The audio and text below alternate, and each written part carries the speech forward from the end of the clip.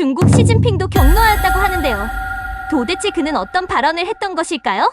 한 유명 앵커가 생방송 중 돌이킬 수 없는 실수를 저질렀고 그가 한국 여행담을 언급한 순간부터 모든 것이 급격히 뒤엉켜버렸습니다.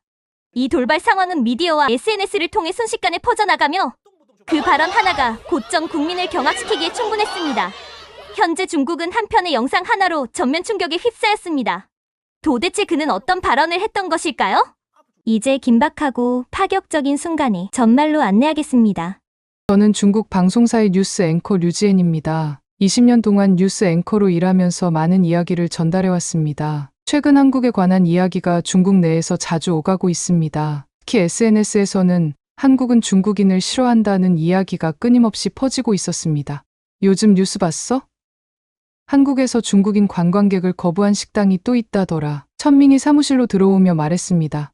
그는 제 후배 기자로 다큐멘터리 제작을 맡고 있는 친구죠. 그는 항상 열정적이지만 가끔 인터넷 여론에 너무 쉽게 영향을 받기도 합니다. 그런 뉴스는 항상 있지만 진실은 어떨까요? 직접 가봐야 알 수 있지 않을까? 무심코 던진 제 말에 천밍의 눈이 커졌습니다. 혹시 한국에 가보자는 말씀이신가요? 사실 몇 주 전부터 저는 계속해서 한국에 대한 생각을 하고 있었습니다. 뉴스를 진행하면서도 한국 관련 뉴스가 나올 때마다 과연 실제로는 어떨지 궁금했습니다. 우리가 보도하는 내용과 인터넷에서 퍼지는 소문이 현실과 얼마나 일치하는지 확인하고 싶었습니다. 그래, 우리 휴가 냈잖아. 2주 동안 어디로 갈지 정하지 못했는데 한국은 어때? 서울에 가보자. 리펑 동료는 얼굴에 걱정이 스쳐 지나가는 표정을 지었습니다. 명백히 불편해하는 표정이었어. 한국이요? 지금 분위기가 좋지 않은데요. 패키지 여행이 아니라 우리끼리 자유여행으로 간다면 위험하지 않을까요? 저는 컴퓨터를 켜고 서울의 사진들을 보여주었습니다. 사진 속에는 깔끔한 거리와 현대적인 건물, 그리고 환기찬 시장의 모습이 담겨 있었습니다. 리펑, 넌 기자잖아. 아, 진실은 항상 자신의 눈으로 확인해야 한다고 생각하지 않습니까? 우리가 매일 뉴스에서 말하는 것처럼 말이에요. 하지만 류지엔 선배는 한국에서 중국인들을 좋아하지 않는다는 건 다 아는 사실이잖아요. 라고 덧붙였습니다. 또한 리밍 동료 여성으로부터 서울 여행 갔다가 식당에서 쫓겨났다는 이야기도 들었고요. 라는 얘기를 들었습니다. 저는 깊은 한숨을 내쉬었습니다. 모든 한국인이 중국인을 싫어한다고 생각하는 건 편견 아닐까? 그건 마치 모든 중국인이 같다고 말하는 것과 다를 바 없다. 천밍은 잠시 생각에 잠기더니 마지못해 고개를 끄덕였습니다. 그래도 걱정되네요. 선배가 가자면 따라가긴 하겠지만요. 그날 저녁, 저는 한국 여행에 관한 정보를 찾아보았습니다. 인천공항에서 서울로 가는 방법과 서울의 숙소, 방문할 만한 곳들까지 모든 정보를 꼼꼼히 정리하며 여행 계획을 세웠습니다. 하지만 마음 한구석에는 천밍의 걱정이 계속 맴돌았습니다. 정말 한국에서 중국인을 싫어할까?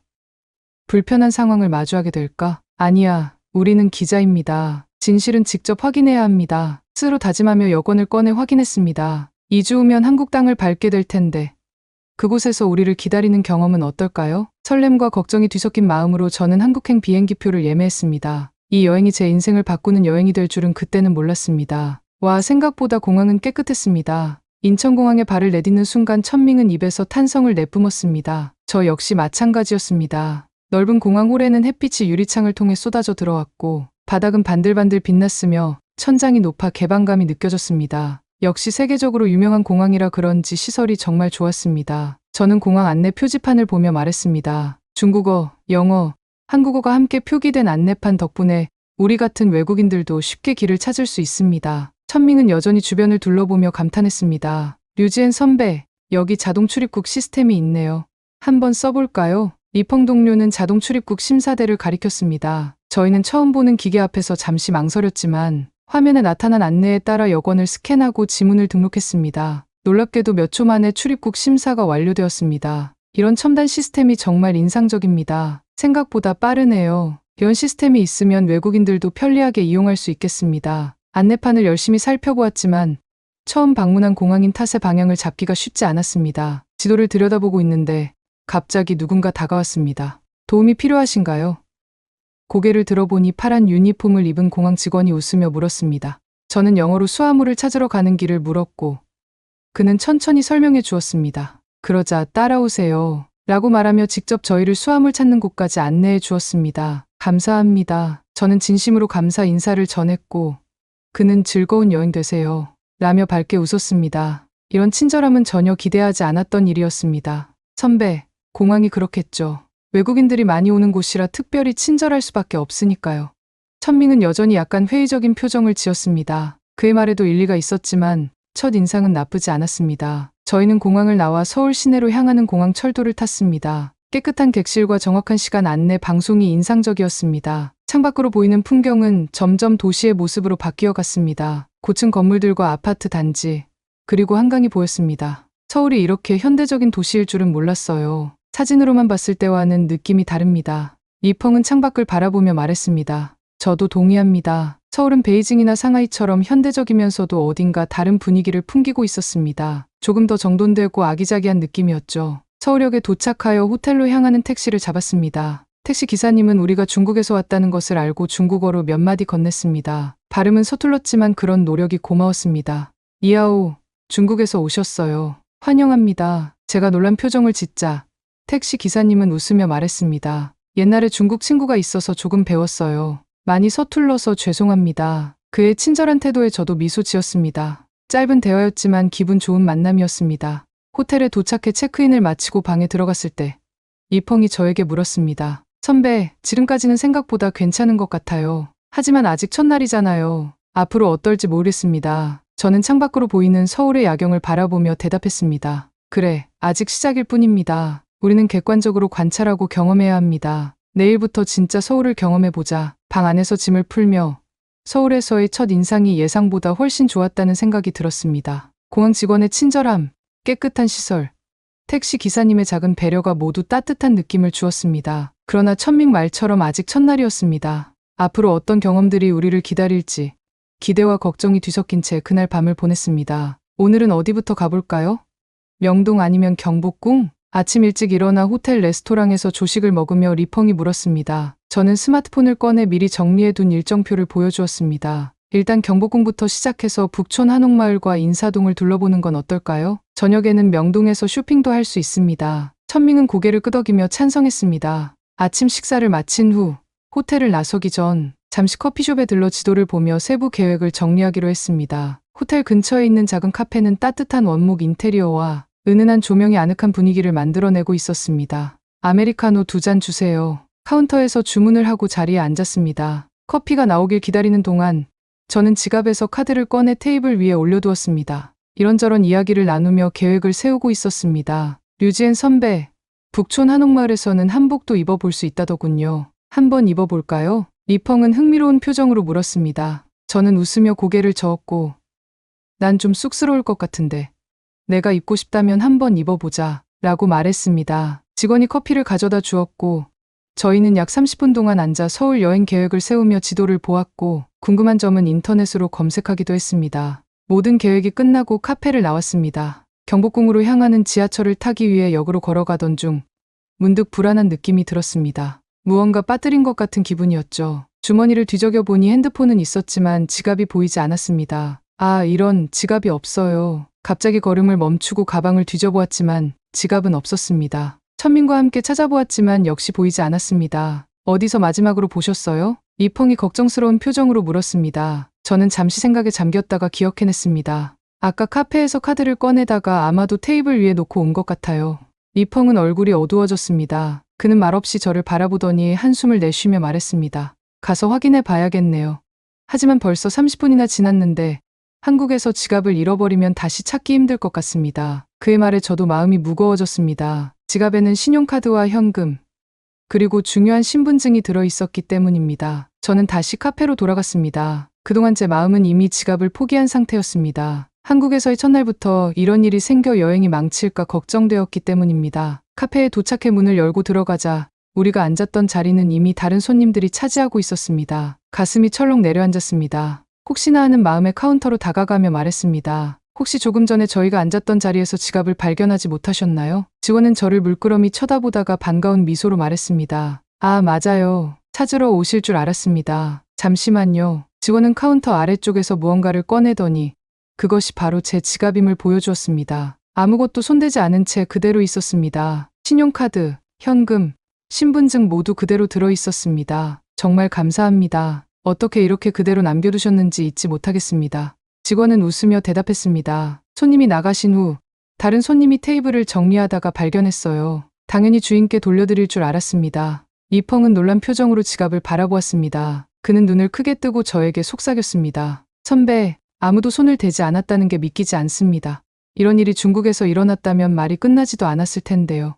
우리 둘 다 무슨 뜻인지 알고 있었습니다. 중국에서는 카페에서 이런 일이 있었다면 지갑을 온전히 되찾을 가능성이 낮았을 겁니다. 정말 감사합니다. 직원에게 다시 한번 진심으로 감사 인사를 전했습니다. 그녀는 환하게 웃으며 조심하세요. 즐거운 여행 되세요. 라고 말했습니다. 카페를 나와 지하철역으로 향하는 길에 리펑이 물었습니다. 선배, 어떻게 생각하세요? 운이 좋았던 건가요?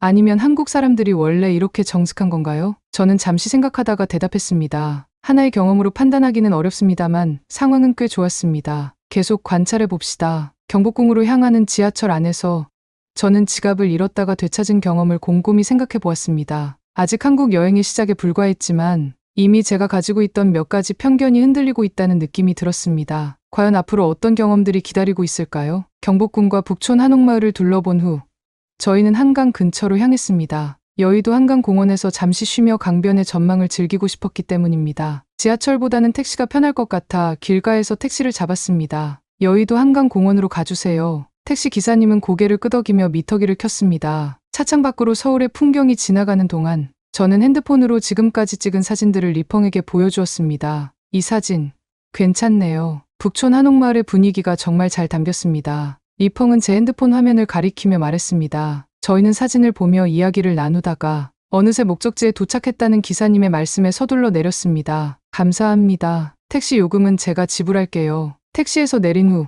한강공원으로 들어갔습니다. 강변을 따라 산책로가 잘 정비되어 있었고 많은 사람들이 자전거를 타거나 조깅을 하고 있었습니다. 한강의 넓은 물줄기와 그 위로 지나가는 다리들의 모습이 인상적이었습니다. 와, 정말 아름답네요. 베이징의 한강과는 다른 느낌입니다. 리펑은 감탄했습니다. 저희는 벤치에 앉아 잠시 휴식을 취하기로 했습니다. 가방에서 물병을 꺼내 한강의 풍경을 즐기며 마셨습니다. 그때 문득 핸드폰이 생각났습니다. 아, 내 핸드폰 어디 있지? 주머니를 뒤집어 보았지만 핸드폰은 보이지 않았습니다. 순간 등에서 식은 땀이 흘렀습니다. 천밍, 내가 내 핸드폰 본 적 있어요? 천밍은 자신의 가방을 뒤적이며 저를 도와 찾았지만 핸드폰은 어디에도 없었습니다. 택시에서 사진을 보여드리다가 아, 택시에 두고 내린 것 같아요.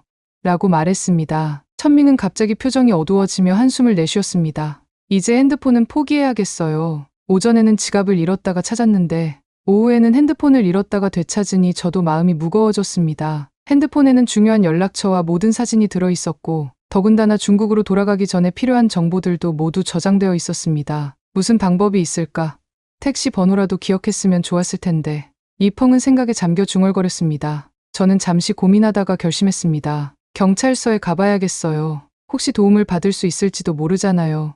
천밍은 의아한 표정을 지었지만 제 의견에 따르기로 했습니다. 스마트폰으로 검색해보니 가까운 경찰서가 있었고 저희는 그곳으로 향했습니다. 경찰서에 들어서자 깔끔한 내부와 정돈된 분위기가 눈에 들어왔습니다. 안내데스크에서 저희를 맞이한 경찰관은 친절한 미소로 무엇을 도와드릴까요? 라고 물었습니다. 저희가 택시에서 핸드폰을 두고 내렸는데 어떻게 해야 할지 설명하자 경찰관은 영어로 천천히 대답했습니다. 언제 어디서 택시를 타셨나요? 목적지는 어디였습니까? 저희가 상세한 정보를 제공하자 경찰관은 컴퓨터에 기록을 남기고 택시 회사에 연락을 취해주겠다고 했습니다. 그는 기다리는 동안 앉으라고 하며 의자를 가리켰고 차까지 모셔다 주었습니다. 정말 감사합니다. 20분 정도 후 경찰관이 전화를 받고 미소를 지으며 다가왔습니다. 좋은 소식입니다. 택시 기사님이 핸드폰을 발견하셨고 지금 이쪽으로 오고 계십니다. 약 30분 후에 도착할 것입니다. 저는 믿기지 않는 마음으로 리 동료를 바라보았습니다. 정말인가요? 기사님이 직접 가져다 주신다고요? 경찰관은 고개를 끄덕였습니다. 네. 한국에서는 분실물을 찾아주는 일이 자주 있습니다. 특히 택시 기사님들은 책임감이 강하셔서 경찰서로 가져다 주거나 직접 찾아주시곤 합니다. 약속한 시간이 지나자 정말로 택시 기사님이 경찰서로 들어오셨습니다. 손에는 제 핸드폰이 들려 있었습니다. 그는 저를 알아보고 바로 다가와 핸드폰을 건네주었습니다. 손님 뒷좌석에서 발견했습니다. 다행히 경찰서에서 연락이 와서 찾아드릴 수 있었습니다. 감격한 마음에 저는 연신 감사 인사를 전했습니다. 기사님은 웃으며 손사래를 쳤습니다. 별것 아닙니다. 좋은 여행 되세요. 한국에서는 이런 일이 종종 있습니다. 그 말에 저는 놀라움을 감추지 못했습니다. 택시 기사님이 떠난 후 경찰서를 나오는 길에 리 동료가 물었습니다. 정말 신기하네요. 2번이나 귀중품을 잃어버렸는데 2번 다 돌려받다니. 선배, 어떻게 생각하세요? 저는 잠시 생각하다가 대답했습니다. 솔직히 놀랍습니다. 중국에서는 아마 포기했을 텐데 여기서는 사람들이 당연하게 여기는 것 같습니다. 경찰서를 나와 다시 한강으로 향하는 길에 저는 이 경험이 제게 어떤 의미가 있는지 곰곰이 생각해 보았습니다. 인터넷에서 한국에 대한 부정적인 이야기들이 하나씩 깨져가고 있었습니다. 정말 사람들의 인식과 현실 사이에는 큰 간극이 있는 걸까요? 해가 저물기 시작하자 우리는 서울의 맛집을 체험해 보기로 했습니다. 인터넷 검색으로 찾은 유명 고깃집으로 향했습니다. 핸드폰을 되찾은 후 기분이 한결 나아진 상태였습니다. 오늘 하루는 정말 롤러코스터 같았습니다. 아침에는 지갑을 잃었다가 찾았고 오후에는 핸드폰을 잃었다가 되찾았습니다. 꼭 리 동료는 웃으며 말했습니다. 정말 이런 경험은 처음입니다. 귀중품을 2번이나 잃어버렸는데 모두 돌려받다니. 고깃집에 도착하자 활기찬 분위기가 우리를 맞이했습니다. 맛있는 고기가 구워지는 냄새와 사람들의 웃음소리가 가득했습니다. 입구에서 직원이 우리를 반갑게 맞이했습니다. 어서 오세요. 몇 분이세요? 직원의 영어 실력은 완벽하지 않았지만 충분히 의사소통이 가능했습니다. 우리는 창가 쪽 자리로 안내받았습니다. 메뉴판 주세요. 자리에 앉자마자 리 동료가 요청했습니다. 직원이 가져다 준 메뉴판은 다행히 영어와 중국어 번역이 함께 되어 있었습니다. 우리는 메뉴를 살펴보며 어떤 고기를 주문할지 고민했습니다. 삼겹살과 갈비를 시켜볼까요? 한국 소고기가 유명하다고 들었어요. 천밍의 제안에 저는 고개를 끄덕였습니다. 메뉴를 고르고 주문하는 과정에서 직원은 무척 친절했습니다. 우리가 한국 음식에 익숙하지 않다는 것을 눈치챘는지 추천 메뉴와 먹는 방법까지 상세히 설명해 주었습니다. 고기는 구워드릴까요? 아니면 직접 구워 드실 건가요? 직원이 물었습니다. 저는 한국식 바비큐 경험을 제대로 해보고 싶어. 저희가 직접 구워 볼게요. 라고 말했습니다. 잠시 후 테이블 중앙에 숯불 그릴에 불이 피워졌고 주문한 고기와 각종 반찬이 차려졌습니다. 한국의 다양한 반찬 문화는 정말 인상적이었습니다. 작은 그릇에 담긴 여러 가지 반찬들이 보기에도 먹음직스러웠습니다. 와, 이렇게 많은 반찬이 모두 기본으로 나오는 건가요? 리 동료가 놀란 표정으로 물었습니다. 직원은 미소를 지으며 고개를 끄덕였습니다. 네, 모두 서비스입니다. 더 필요하시면 말씀해 주세요. 고기가 테이블에 놓이자 우리는 열심히 고기를 굽기 시작했습니다. 하지만 익숙하지 않은 방식이라 고기를 어떻게 굽는 것이 좋을지 망설여졌습니다. 저는 긴 집게로 고기를 그릴 위에 올려놓으며 이렇게 하면 될까? 라고 생각했습니다. 그러나 고기를 올려놓고 몇 분 지나자 연기가 나기 시작했습니다. 리 동료와 저는 당황하여 어떻게 해야 할지 몰랐습니다. 그때 우리 테이블을 지나가던 종업원이 상황을 발견하고 빠르게 다가와 말했습니다. 아, 고기는 자주 뒤집어야 맛있습니다. 그는 친절하게 집게를 들어 고기를 뒤집어 주었습니다. 그리고 고기가 어느 정도 익었을 때 가위로 작게 잘라주며 이제 이렇게 상추에 싸서 드세요. 여기 쌈장을 조금 바르고 마늘도 넣으면 더 맛있습니다. 라고 시범을 보였습니다. 우리는 그의 지시에 따라 고기를 싸서 맛보았고 입안에 풍부한 맛이 퍼졌습니다. 와, 정말 맛있네요. 이 동료가 감탄했습니다. 우리가 음식을 즐기는 동안에도 종업원은 몇 번씩 와서 고기가 타지 않도록 도와주었습니다. 그의 섬세한 케어에 저는 깊이 감동했습니다. 우리 테이블만 이렇게 신경 써주나요? 이 동료가 의아한 표정으로 물었습니다. 둘러보니 다른 테이블에도 종업원들이 같은 방식으로 손님들을 도와주고 있었습니다. 이것이 한국 고깃집의 일반적인 서비스였습니다. 중국 식당에서는 보통 손님이 스스로 음식을 챙기곤 합니다. 제가 말합니다. 천밍은 고개를 끄덕이며 동의했습니다. 식사를 계속하는 동안 우리는 다양한 한국식 먹는 방법을 시도해 보았습니다. 종업원은 우리가 새로운 방식을 시도할 때마다 친절하게 조언해 주었고 추가 반찬도 몇 번이나 더 가져다 주었습니다. 선배, 처음에는 사람들이 중국인을 싫어한다고 생각했는데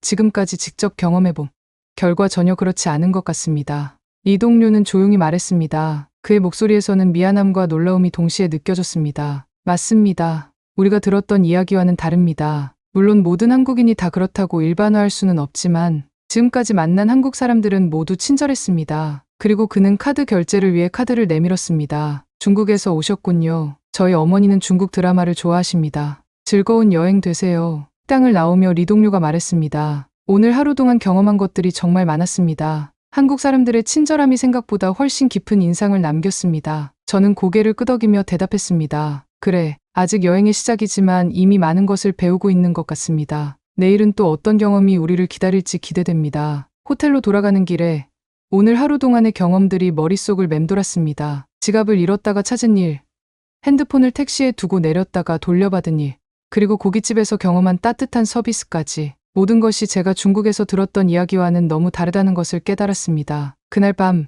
호텔 침대에 누워 저는 생각했습니다. 우리는 얼마나 쉽게 다른 나라와 문화에 대한 편견을 가지게 되는가. 직접 경험해보는 것이 얼마나 중요한지 실감합니다. 내일은 또 어떤 발견들이 우리를 기다릴까요? 기대감을 안고 잠에 들었습니다. 다음날 아침, 우리는 서울의 주요 방송사 중 하나를 방문하기로 했습니다. 출발 전, 저는 미리 연락해둔 한국방송사 국장 장신 씨와의 약속을 확인했습니다. 장신 씨는 한중관계 다큐멘터리를 제작한 경험이 있는 베테랑, PD로 제 오랜 지인의 소개로 만나게 되었습니다. 오늘 인터뷰가 정말 기대됩니다. 실제 한국 방송인의 시각을 들을 수 있는 좋은 기회인 것 같습니다. 리 동료는 호텔 로비에서 기다리며 말했습니다. 저도 고개를 끄덕였습니다. 그래, 지금까지는 일상에서 만난 한국인들의 모습을 봤지만 오늘은 미디어 관계자와 대화할 기회이니 더 깊은 이야기를 나눌 수 있을 것입니다. 택시를 타고 방송국으로 향하는 동안 저는 장신 씨에게 물어볼 질문들을 정리했습니다. 특히 중국에 대한 한국 미디어의 시각과 한중 관계에 대한 일반 한국인들의 인식이 궁금했습니다. 방송국에 도착하자 현대적인 건물이 우리를 맞이했습니다. 로비에서 신원 확인을 마친 후 안내원의 도움을 받아 장신 씨의 사무실로 향했습니다. 엘리베이터에서 내려 복도를 걷는 동안 분주하게 움직이는 방송국 직원들의 모습이 눈에 들어왔습니다. 류지엔 씨, 반갑습니다. 직접 만나게 되어 기쁩니다. 장신 씨는 사무실 앞에서 우리를 기다리고 있었습니다. 55세 정도로 보이는 그는 단정한 차림새와 따뜻한 미소로 우리를 맞이했습니다. 송 국장님, 만나서 반갑습니다. 이쪽은 제 동료 천밍입니다. 인사를 나눈 후 우리는 장신 씨의 사무실로 들어갔습니다. 벽면에는 다양한 상과 인증서가 걸려 있었고 책상 위에는 여러 방송 대본들이 정리되어 있었습니다. 커피 한 잔 하시겠어요? 장신 씨의 제안에 우리는 감사하게 수락했습니다. 잠시 후 비서가 커피를 가져왔고 본격적인 대화가 시작되었습니다. 먼저 이렇게 시간을 내주셔서 감사합니다. 사실 이번 여행은 중국에서 흔히 들리는 한국은 중국인을 싫어한다는 이야기가 실제로 어떤지 직접 경험해보고 싶어서 왔습니다. 제 말에 장신 씨는 잠시 생각에 잠긴 후 천천히 대답했습니다. 사실 그런 인식이 있다는 것은 알고 있습니다. 하지만 실제로 일반 한국인들의 생각은 그렇게 단순하지 않습니다. 물론 일부 불편한 경험을 한 사람들도 있겠지만 대부분의 한국인들은 개인을 국적으로 판단하지 않습니다. 장신 씨의 말에 리 동료가 조심스럽게 끼어들었습니다. 그러나 중국에서는 한국 미디어가 중국에 대해 부정적인 보도를 많이 한다는 이야기가 있습니다. 실제로 그런가요? 그 질문에 장신 씨의 표정은 살짝 굳었지만 곧 침착하게 대답했습니다. 모든 미디어는 특정 시각을 가지고 있습니다. 한국 미디어도 예외는 아닙니다. 다만 제가 중요하게 생각하는 것은 보도와 실제 사람들의 생각은 종종 차이가 있다는 점입니다. 미디어가 만든 선입견은 실제 경험과 다를 수 있습니다. 저는 더 깊이 들어가 보기로 했습니다. 중국에서는 한국이 반중 감정이 심하다는 이야기가 많습니다. 국장님, 어떻게 생각하십니까? 장신 씨는 차분하게 대답했습니다. 그런 선입견은 미디어가 만든 것이지 실제 사람들은 다릅니다. 물론 역사적 문화적 차이로 인한 갈등도 있지만 대부분의 한국인들은 중국인 개인에 대해 적대감을 갖고 있지 않습니다. 오히려 중국 문화와 역사에 대한 존경심을 가진 사람들이 많습니다. 그의 말은 진심이 느껴졌습니다. 대화가 진행되는 동안 장신 씨는 한중 관계의 복잡한 측면에 대해 균형 잡힌 시각을 보여주었습니다. 정치적 갈등과 일반 시민들의 감정은 별개임을 강조했습니다. 그렇다면 한국 PD로서 한중 관계 개선을 위해 어떤 노력이 필요하다고 생각하십니까? 제 질문에 장신 씨는 진지한 표정으로 대답했습니다. 미디어의 책임은 매우 큽니다. 우리는 더 균형 잡힌 보도를 해야 하며 서로의 문화와 관점을 이해하려는 노력이 필요합니다. 개인적으로 저는 한중 공동 제작 프로젝트를 통해 서로를 더 잘 이해할 수 있다고 생각합니다. 인터뷰를 마친 후 장신 씨는 우리를 방송국 투어로 안내해 주었습니다. 스튜디오와 편집실, 뉴스룸을 둘러보면서 한국 방송 시스템에 대해 설명해 주셨습니다. 놀랍게도 방송국 직원들은 모두 우리를 따뜻하게 맞이했고 몇몇은 중국 방송에 대한 질문도 했습니다. 요즘 중국 드라마가 정말 퀄리티가 좋더군요. 특히 역사물은 정말 화려하고 스케일이 커서 인상적입니다. 한 PD가 말했습니다. 천밍은 얼굴이 밝아지며 말했습니다. 정말요? 한국 드라마도 중국에서 인기가 많습니다. 특히 로맨스 드라마는 중국 시청자들에게 많은 사랑을 받고 있습니다. 방송국을 나오면서 리 동료가 저에게 물었습니다. 선배, 어떻게 생각하세요? 송 국장님의 말씀은 설득력이 있었나요? 저는 잠시 생각에 잠긴 후 대답했습니다. 그의 말에 상당 부분 동의합니다. 미디어와 실제 사람들의 생각은 다를 수 있음을 지금까지 우리가 경험한 한국인들의 태도가 그것을 증명합니다. 장신 씨와의 만남은 제게 깊은 인상을 남겼습니다. 그는 예상보다 훨씬 개방적이고 솔직했으며 한중 관계에 대해 균형 잡힌 시각을 가지고 있었습니다. 무엇보다 미디어의 역할과 책임에 대한 그의 생각은 제 생각과 크게 다르지 않았습니다. 방송국에서 나와 늦은 점심을 먹으며 저는 이번 여행을 통해 점점 변화하고 있는 제 생각들을 정리해 보았습니다. 지금까지의 경험은 제가 중국에서 들었던 이야기와는 확연히 달랐으며 그로 인해 제게 많은 생각을 하게 만들었습니다. 과연 우리는 얼마나 많은 선입견 속에서 살고 있는 것일까요? 방송국에서의 만남 이후 저희는 서울의 밤거리를 체험해 보기로 했습니다. 장신 씨가 추천해준 남산타워를 방문하기로 했습니다. 동안의 진지한 대화 후 서울의 야경을 즐기며 마음을 가볍게 하고 싶었습니다. 남산타워에서 바라본 서울의 야경은 정말 아름다웠습니다. 서울 전체를 한눈에 볼 수 있습니다. 라고 리 동료가 말했습니다. 저는 스마트폰으로 남산타워까지 가는 경로를 검색했습니다. 지하철과 버스를 번갈아 타야 하는 복잡한 경로였지만 대중교통을 이용하기로 했습니다. 선배, 이렇게 밤늦게 대중교통을 이용해도 괜찮을까요? 리 동료가 시계를 보며 물었습니다. 이미 저녁 8시가 넘었지만 지금까지 우리가 경험한 서울은 생각보다 훨씬 안전했습니다. 한번 도전해보자. 저는 망설임 없이 대답했습니다. 지하철을 타고 중간 정류장에 도착한 후 저희는 남산타워로 향하는 버스를 기다렸습니다. 밤 공기는 차가웠지만 거리는 여전히 활기찼습니다. 주변에는 불빛이 켜진 상점들과 레스토랑들이 있었고 많은 사람이 오갔습니다. 중국과는 분위기가 좀 다릅니다. 이렇게 밤에도 거리가 깨끗하고 정돈되어 있다니. 리 동료는 주변을 둘러보며 말했고 저도 그의 의견에 동의했습니다. 서울의 거리는 밤에도 깨끗함을 유지하고 있었으며 사람들은 질서 있게 행동했습니다. 마침내 버스가 도착했고 저희는 차에 올랐습니다. 늦은 시간이라 버스 안은 거의 비어 있었고 몇몇 승객만 조용히 앉아 있었습니다. 저희는 중간쯤 자리를 잡고 앉았습니다. 어디까지 가세요? 운전석의 기사님이 갑자기 물었습니다. 처음에는 누구에게 묻는 건지 몰랐지만 뒤에서 저희를 바라보던 기사님이 말했습니다. 남산타워로 가는 길입니다. 관광객이시군요. 제 말이 끝나기도 전에 기사님은 친절하게 설명을 시작했습니다. 남산타워 버스는 중간까지만 갑니다. 내리시는 곳에서 케이블카를 타시거나 셔틀버스로 갈아타셔야 합니다. 제가 내릴 곳을 알려드리겠습니다. 그의 친절한 설명에 저희는 감사하다고 대답했습니다. 버스가 움직이는 동안 창밖에는 형형색색의 네온사인과 높은 빌딩들이 만들어내는 야경이 펼쳐졌습니다. 정말 아름다웠습니다. 다시 기사님의 목소리가 들렸습니다. 중국인이 가요. 저는 고개를 끄덕이며 말했습니다. 네, 베이징에서도 한번 가봤습니다. 자금성이 정말 웅장합니다. 기사님의 질문에 서울은 어떠세요?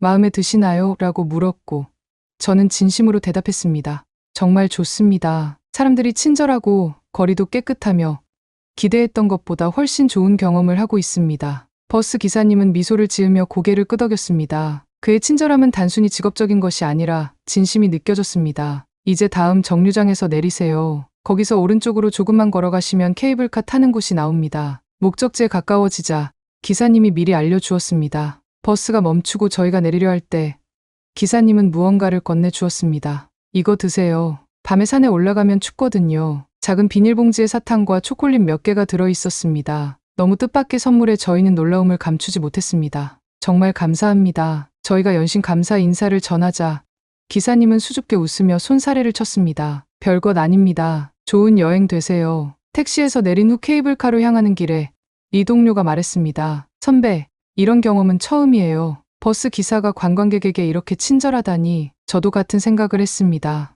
그 작은 사탕 봉지가 왠지 모르게 가슴 깊은 곳을 울리는 것 같았습니다. 개인적인 친절함. 그도 전혀 기대하지 않았던 순간의 말이었습니다. 이 작은 행동이 한국인의 친절함을 가장 잘 보여주는 것 같습니다. 남산타워로 향하는 케이블카 안에서 저는 이번 여행 동안 경험한 여러 친절한 순간들을 떠올렸습니다. 지갑을 돌려준 카페 직원, 핸드폰을 찾아준 택시 기사님, 고깃집에서 도와준 종업원들, 그리고 조금 전 버스 기사님까지 모두의 작은 친절이 그 영향은 결코 작지 않았습니다. 남산타워에 도착해 서울의 전경을 바라보며 저는 깊은 생각에 잠겼습니다. 눈앞에 펼쳐진 수많은 빛들은 마치 별자리처럼 반짝였습니다. 그 빛들 아래에서 살아가는 많은 사람들의 일상적인 친절이 모여 이런 도시를 만들어낸다는 생각이 들었습니다. 솔직히 말하면 처음에는 제가 잘못 생각했던 것 같습니다. 한국은 중국인을 싫어한다는 말을 너무 쉽게 믿었습니다. 천밍의 고백에 저는 고개를 끄덕였습니다. 나도 마찬가지입니다. 우리가 얼마나 쉽게 선입견에 사로잡히는지 이번 여행을 통해 깨달았습니다. 서울의 야경을 배경으로 저희는 오랫동안 이야기를 나누었습니다. 선입견과 실제 경험의 차이, 미디어의 영향, 그리고 사람과 사람 사이의 진정한 소통에 대해 말입니다. 그날 밤, 저는 작은 사탕 봉지를 주머니에 넣은 채 호텔로 돌아왔습니다. 그 봉지는 단순한 사탕이 아니라 낯선 이에 대한 따뜻한 마음의 상징이었습니다. 류지엔 앵커, 한국 여행은 어떠셨습니까? 시청자들이 많이 궁금해하고 있습니다. 중국으로 돌아온 지 일주일 후 생방송 뉴스 프로그램 마지막 순서에서 저에 대한 짧은 인터뷰가 있었습니다. 동료 앵커가 제게 한국 여행에 관해 물었고 카메라가 저를 향했습니다. 순간 제 머릿속에는 서울에서의 모든 기억이 주마등처럼 스쳐 지나갔습니다. 정말 좋은 여행이었습니다. 사실 출발 전에는 여러 걱정이 있었지만 실제 경험은 상당히 달랐습니다. 저는 진지한 표정으로 답했습니다. 방송사 스튜디오의 밝은 조명 아래서 저는 제 경험을 솔직하게 전달하고 싶었습니다. 소문과는 달랐던 점이 있다면 직접 보지 않으면 진실은 모릅니다. 동료 앵커의 질문에 저는 잠시 생각하다가 대답했습니다. 아니었습니다. 오히려 많은 친절함을 경험했습니다.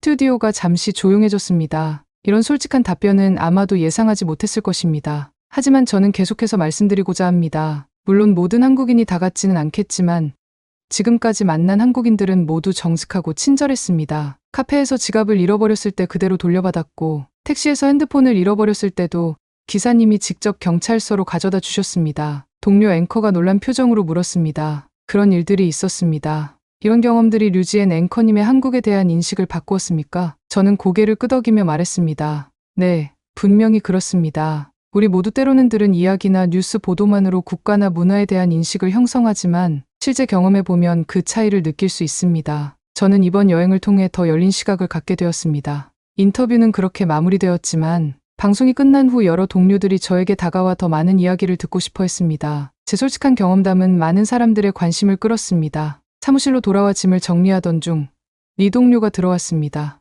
선배, 방송 봤어요. 정말 솔직하게 말씀하셨네요. 천밍의 표정에는 존경의 빛이 어린 듯했습니다. 저는 미소 지으며 대답했습니다. 진실을 말하는 것은 우리 기자의 의무입니다. 그리고 당신은 어때요?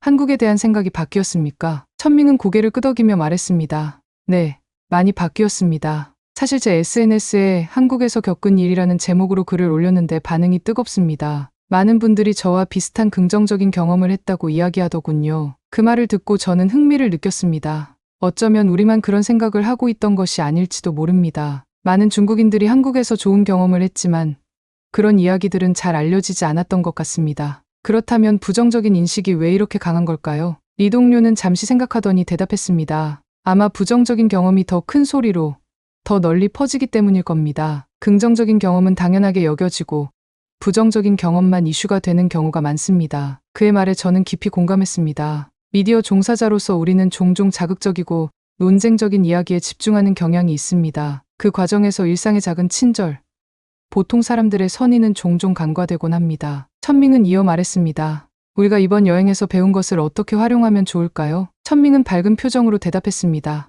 한중 관계에 대한 다큐멘터리를 만들면 어떨까요? 양국 시민들의 실제 경험을 중심으로 정치적 이야기가 아니라 사람과 사람 사이의 이야기를 담아서 말입니다. 그의 제안은 매우 매력적이었습니다. 실제로 장신 씨도 미디어의 책임감과 서로를 더 잘 이해하기 위한 노력의 필요성에 대해 비슷한 이야기를 했었습니다. 좋은 생각입니다. 기회를 만들어 봅시다. 제가 도울게요. 그날 저녁, 집으로 돌아가는 길에 저는 서울에서의 마지막 밤을 떠올렸습니다. 남산 타워에서 본 서울의 야경, 버스 기사님이 건네준 작은 사탕 봉지가 제게 남긴 감동은 결코 작지 않았습니다. 집에 도착해 여행 가방을 정리하던 중 주머니 속에서 그 사탕 봉지를 발견했습니다. 아직 몇 개의 사탕이 남아 있었습니다. 저는 하나를 입에 넣으며 다시 한번 이번 여행의 의미를 되새겼습니다. 선입견은 얼마나 쉽게 생겨나고 또 얼마나 견고한 벽을 만들어내는지, 그 벽을 허무는 것은 결국 직접 경험하고 직접 만나고 직접 대화하는 것입니다. 언론인으로서 저는 그 사실을 더욱 깊이 깨달았습니다.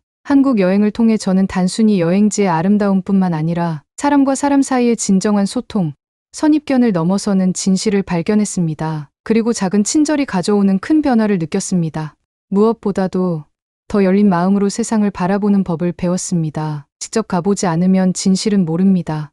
방송에서 했던 말을 혼자 다시 중얼거리며 저는 앞으로 제 역할에 대해 깊이 고민했습니다. 앵커로서, 기자로서, 그리고 한 개인으로서 저는 더 많은 진실을 찾아 나설 것입니다. 그리고 그 과정에서 발견한 작은 친절의 이야기들을 더 많이 전할 것입니다. 어쩌면 그것이 우리가 더 나은 세상을 만들어가는 작은 시작점이 될 수 있을 것입니다. 제 사연을 들어주셔서 감사합니다. 구독자 여러분, 이 통해 새로운 시각과 깊은 깨달음을 전달할 수 있었기를 바랍니다. 우리 모두는 선입견을 넘어 서로를 이해하고 존중하는 마음가짐으로 세상을 바라보아야 합니다. 앞으로도 여러분께 더 풍부하고 감동적인 이야기, 그리고 따뜻한 메시지를 전해드리기 위해 정성껏 준비하겠습니다. 구독과 좋아요로 여러분의 소중한 응원을 부탁드리며 다음 영상에서는 더욱 깊이 있고 뜻깊은 이야기를 만나보실 수 있기를 기대합니다. 고맙습니다.